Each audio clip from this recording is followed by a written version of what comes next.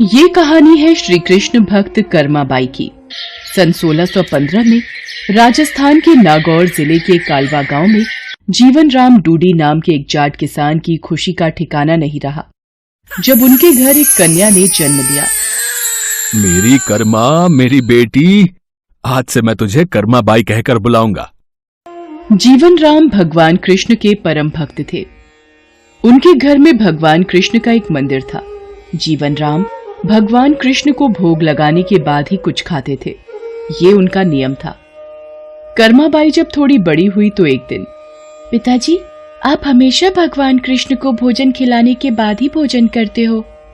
हाँ बेटी कर्मा, जब भगवान कृष्ण भोजन ग्रहण कर लेते हैं उसके पश्चात ही मैं भोजन करता हूँ। पिता से ये सब देखते सीखते कर्माबाई का बचपन बीत रहा था। कुछ वर्षों बाद एक दिन, बेटी कर्मा, मैं कुछ दिनों के लिए तीर्थ यात्रा पर जा रहा हूँ। जी पिताजी, बताइए क्या आज्ञा है। बेटी कर्मा, मेरे पीछे से भगवान कृष्ण की विधि से पूजा करके उन्हें भोग लगाकर भोजन ग्रहण करना। मैं तुम्हें उनकी पूजा विधि बता देता हूँ और घर का भी ध्यान रखना, ठीक है? ठीक है पिताजी, मैं भगवान कृष्ण को भोग लगाकर ही भोजन किया करूंगी। आप निश्चिंत होकर जाइए।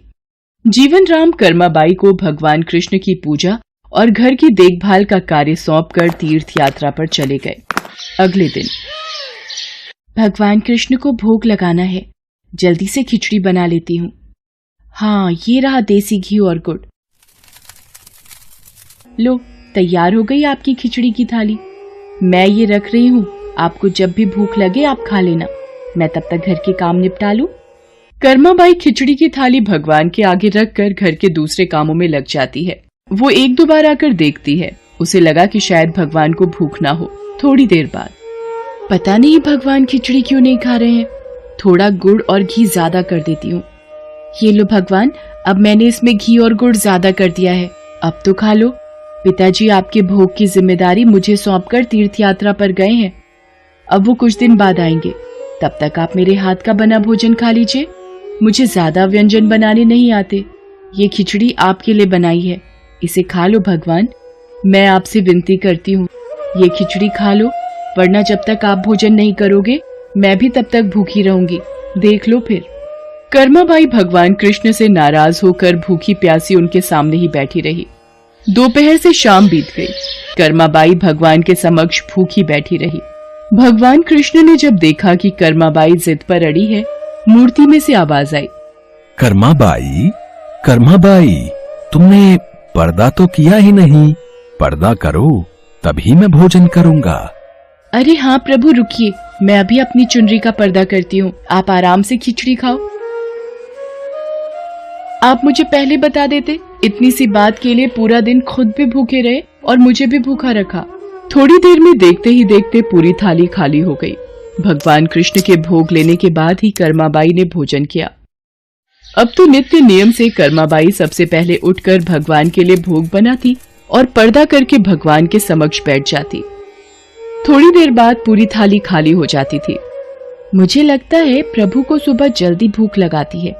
कल से सबसे पहले भोग ही बनाऊंगी, उसके बाद स्नान वगैरह और घर के काम बाद में ही किया करूंगी। हाँ, ये ठीक रहेगा। अब तो कर्मा की बनाई खिचड़ी भगवान कृष्ण बड़े चाव से खाते थे और पूरी थाली खाली हो जाती थी। एक दिन कर्मा के पिता तीर्थ यात्रा से वापस आते हैं। कर्मा बिटिया, कैसी है तू? पिताजी, मैं अच्छी हूँ। और आपके पीछे पहले दिन तो भगवान ने भोग ग्रहण करने में बहुत नखरे किए, फिर शाम को जाकर खिचड़ी खाई और अब तो भगवान कृष्ण सुबह सुबह ही मेरी बनाई खिचड़ी खा लेते हैं। मैं सबसे पहले उन्हें भोग लगाती हूँ, जब वो खा लेते हैं उसके पश्चात ही दूसरे काम करती हूँ। हे कृष्ण मुरारी, आपकी लीला कौन जाने प्रभु। मैं तीर्थ यात्रा में आपको ढूंढ रहा था, आप तो मेरे घर में ही विराजमान हो। धन्य हो प्रभु, आपकी जय हो। बेटी कर्मा, तुम जैसी पुत्री को पाकर मैं धन्य हो गया। अब से तुम ही भगवान कृष्ण को भोग लगाना। वो तुम्हारा लगाया भोग बड़े चाव से खाते हैं। अब से तुम ही अपने हाथों से भगवान कृष्ण की सेवा करोगी बेटी। ये सब सुनकर कर्माबाई बहुत खुश होती है। अब तो कर्माबाई नियम पूर्वक जल्दी उठकर भगवान को भोग लगाती और बाद में सारे काम करती। कुछ वर्षों बाद कर्माबाई के पिता स्वर्गलोक को प्राप्त हो गए। अब कर्माबाई घर में अकेले रहती तो उनका मन नहीं लगता था, इसलिए वो भगवान कृष्ण की मूर्ति को लेकर तीर्थ यात्रा पर निकल गई और भारत में अलग अलग तीर्थों के दर्शन करने के पश्चात वो उड़ीसा के जगन्नाथपुरी मंदिर पहुंची। बस अब यही जगन्नाथपुरी में एक कुटिया में रहकर भगवान कृष्ण की भक्ति और सेवा करूंगी। कर्माबाई अपने नियम से सुबह सुबह भगवान कृष्ण को खिचड़ी का भोग लगाती और कुछ ही देर में थाली साफ हो जाती।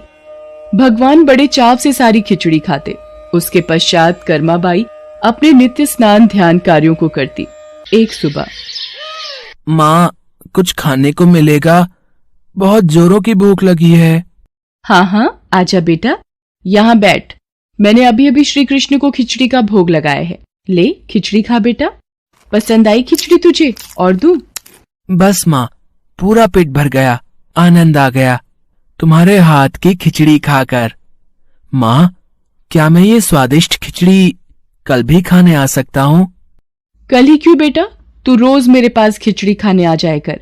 कर्माबाई की कुटिया में उस बालक के रूप में स्वयं भगवान जगन्नाथ खिचड़ी खाने पधारे थे और अब रोजाना कर्माबाई जब भगवान कृष्ण को खिचड़ी का भोग लगाती, थोड़ी देर बाद वो बालक भी खिचड़ी खाने आ जाता। एक दिन कर्माबाई, भगवान को बिना स्नान किए भोग लगाना अच्छी बात नहीं। तुम रोजाना सुबह पहले स्नान आदि क्रियाएं करके विधि विधान से पूजा करके ही भगवान कृष्ण का भोग बनाया करो। ठीक है बाबा, अब मैं स्नान करके ही प्रभु का भोग बनाया करूंगी। साधु की बात मानकर कर्माबाई अगले दिन से स्नान करके पूजा के पश्चात भोग तैयार करती। इस कार्य में उन्हें बहुत देर हो जाती थी, पर वो बालक तो अपने समय पर ही खिचड़ी खाने आ जाता था। माँ, खिचड़ी दो ना, जल्दी दो, मुझे बहुत भूख लगी है माँ। थोड़ी देर रुक बेटा, अभी देती हूँ। अब तो बालक रूपी भगवान जगन्नाथ जल्दी जल्दी खिचड़ी खाकर बिना हाथ मुंह साफ किए भाग जाते थे।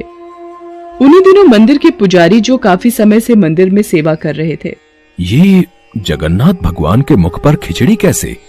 मंदिर में तो काफी दिनों से खिचड़ी का भोग नहीं लगा, फिर ये भगवान के मुख पर खिचड़ी कैसे? हे प्रभु, ये कैसी लीला है आपकी? भगवान जगन्नाथ पुजारी के सपने में आते हैं। मेरी भक्त कर्माबाई, जो जगन्नाथपुरी में ही रहती है, वो बहुत ही प्रेम भाव से सुबह उठकर बाजरे की खिचड़ी का भोग लगाती है। मैं रोजाना सुबह जल्दी उठकर कर्माबाई की खिचड़ी खाने जाता हूँ। मुझे कर्माबाई के हाथ की खिचड़ी बहुत पसंद है। पर एक साधु ने उसके पास आकर सुबह स्नान और पूजा के बाद विधि विधान से भोग लगाने का बोल दिया है। अब कर्माबाई स्नान और पूजा के बाद भोग लगाकर मुझे खिचड़ी देती हैं। इन सब कार्यों में बहुत देर लग जाती है। मुझे बहुत तेज भूख लगती है।